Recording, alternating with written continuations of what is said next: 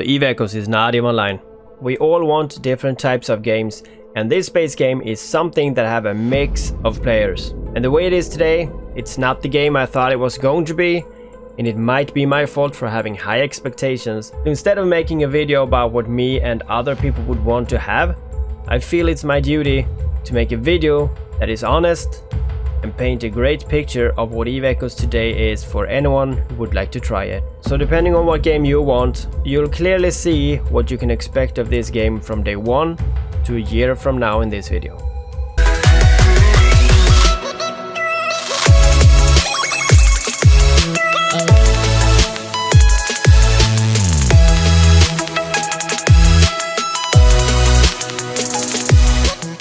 Welcome everybody, and hey my space huggers. If you are new to my channel, then let me first give you my involvement in the game.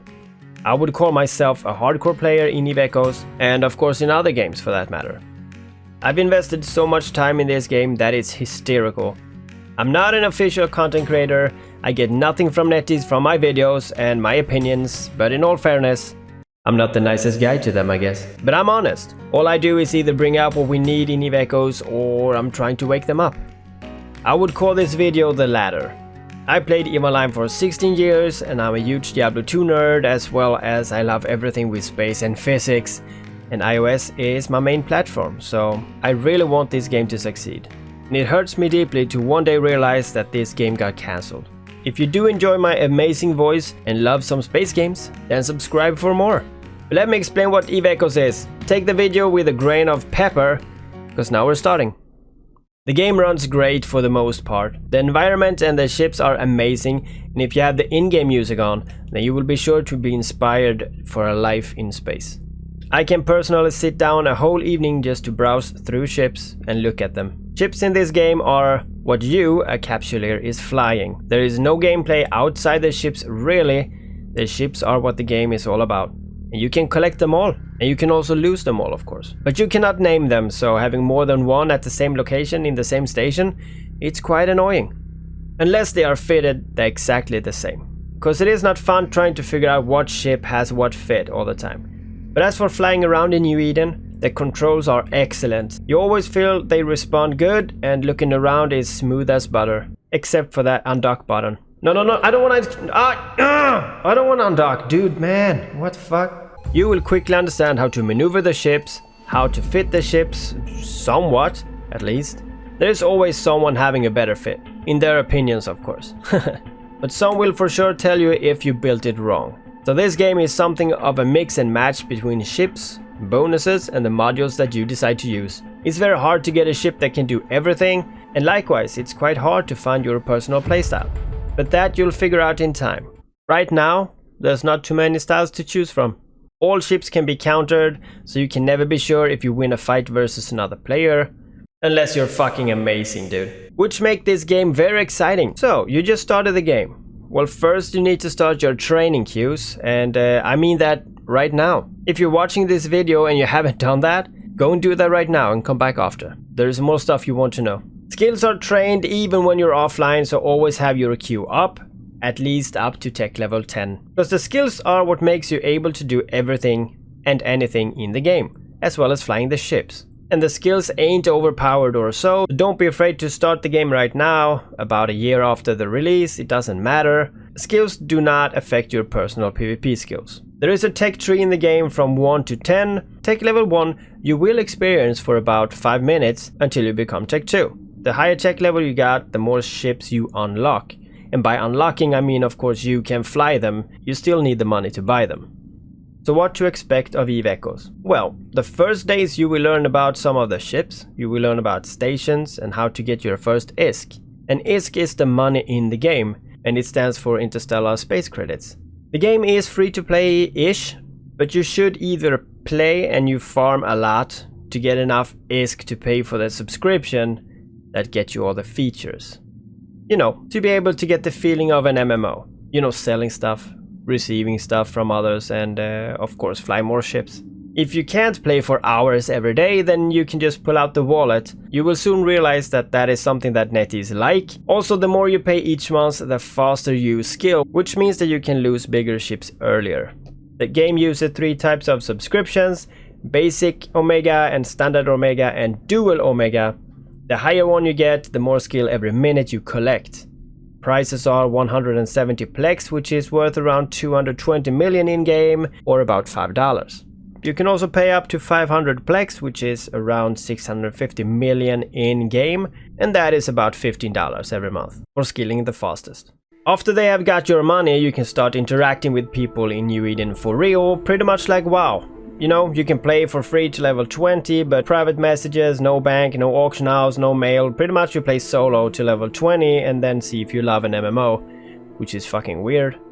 Also, when you start the game, to get an extra 500,000 skill points, you just join a corporation and you will be rewarded. And maybe you found that the people there are friendly and helpful. So take your time and talk to them and get to know them. They are a big reason why you will continue this game, and they will help you get the ISK and they will help you get the ships. So you should start doing encounters with them or start mining. That is something that works. But try to get in a fleet with people, do stuff together, start very small. Trust me, you need to learn the game. Because in time you get into bigger fleets, and then it's good to know the game better. Because if the fleet are too big, you might get a black screen. Yeah, big fights in EVE Echoes has been an issue since way back, and to my knowledge it's not changed enough yet. You will get disconnected now and then, and you will lose your hard-earned ship, but don't be taken back by that. The game has an insurance that gives the ship back, conveniently, right back in your station. This is great for new players, and old players of course. It's not so good for industrialists though, but they are used to not get any love. Just kidding, they do get love, just not customers. So don't go that route if you wanna be useful. I do like a slow progression since that's what's make the end game better. You know, you fought for it, you put your time into it, and you failed your real life friends and family for the success you finally got in game. And the feeling is great. Not when the battery dies and you have to face reality, but there are some great chargers today, so you can just hide in the closet meanwhile. No, but really, it's a slow progress to skill up in EVE, and I've always said don't rush for the end game. Enjoy the way to the end game. But I'm sorry to say it, the end game here is a disappointment. Nothing unique, everything is cheap, so everyone flies the best stuff and the biggest ship don't even work. You will notice as time goes by that every information you can gather during a PvP or a PvE fight is very vital to your success. Unfortunately, one of the most important things to figure out is speed. How quick is the enemy? Where is he going? Is he burning straight to you, or is he going sideways a bit? You might look for the options to get those numbers. You won't find them. We can't see the enemy ship flight speed. We could add in the beginning with a tactical overlay, but yeah, they removed it without giving another option to see the enemy speed, so I guess we don't need it. So anyway, you will be great at guessing speeds, and that works fine. And there is so many ships in EVE Echoes, yeah, I know. We got a ton of cool ships, but there's a lot of customization options for us. Hours of tweaking and twerking, you know. And yeah, we would have, but to be honest, ships in this game need a minimum of 2 medium slots. I would say 3. We need a scrambler to keep people from warping away, so we can kill them. And we also need a webber so we can slow them down so we can even hit them. So remove ships that only have 2 medium slots. So that is minus 20% of all ships. So maybe like 200 viable ships. But a few ships have bonuses that doesn't even work as intended, and some even got bonuses that the game don't even have modules for. Hey man, I just bought this ship so I can jam other people. Where do I find the jammers? They don't exist. What? Pretty much all 4 factions got the same setup on different ship classes. So in reality it's the same ship, but with another race image slapped on top of them. Battleships are slow but cheap, and cruisers are fast and cheap, and battle cruisers are somewhere in the middle. And the factions are also quite cheap and also very good. But just get to Tech 10 and then you can do some serious damage and have a great time. It only takes a year. There is dead spaces in the game where NPC rats do heavy damage and carry nothing of value. You got melee space where you need friends that together coordinate a beatdown of a lifetime just to get a share of a few pennies. Great mining belts with endless of minerals that you will have problems selling. If you work hard enough, you will notice that you will be helping building a whole empire in lawless space, aka null space. Endless farming for parts to build and upgrade your corp's very own stations. If you did your part, you are of course welcome to feeling empty and angry when after a black screen some enemies have taken it all from you. Remember that everyone will be T10 in the future. You better hurry.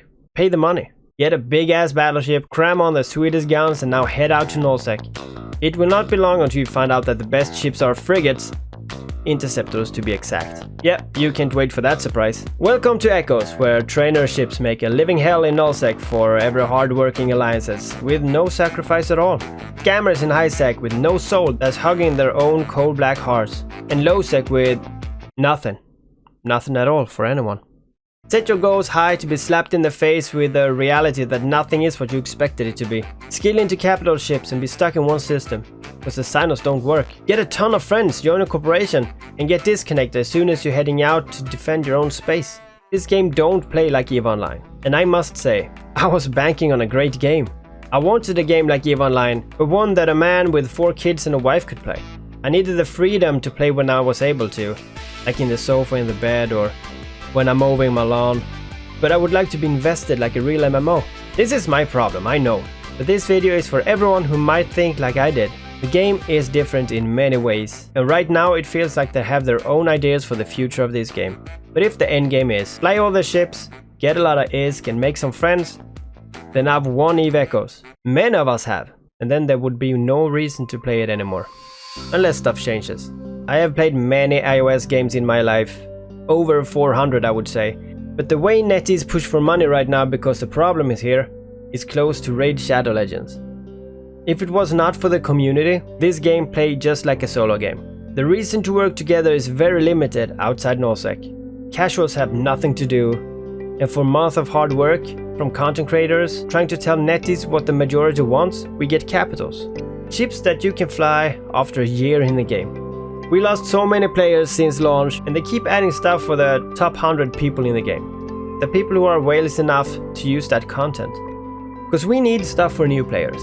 We need the reason for them to get back into the game or even start the game. And where is the thought of what we want? The average player who played the game for a year. Where is our stuff?